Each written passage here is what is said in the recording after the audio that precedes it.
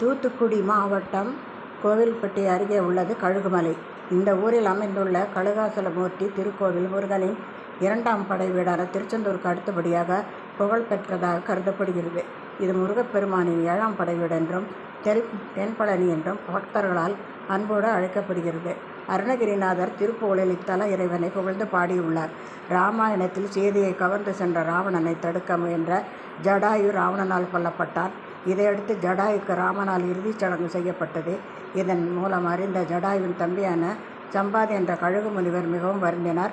தன் சகோதரனுக்கு ஈமக்கிரையோடு செய்ய முடியவில்லை. இதனால் ஏற்பட்ட பாவம் தீர நான் என்ன செய்வதென்று ராமனிடம் வேண்டினார். அதற்கு ராமன், நீ கஜமுக பருவத்தில் உள்ள தீர்த்தத்தில் நீராடி பூஜை செய்து வந்தால் இதற்கு விடை கிடைக்கும் என்றார். பல 1000 ஆண்டுகள் கழிந்தன.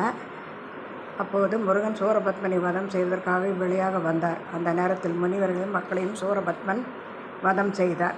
அதனால் இதற்கு கழுகுமலை என்று பெயர் ஏற்பட்டிருக்கிறது.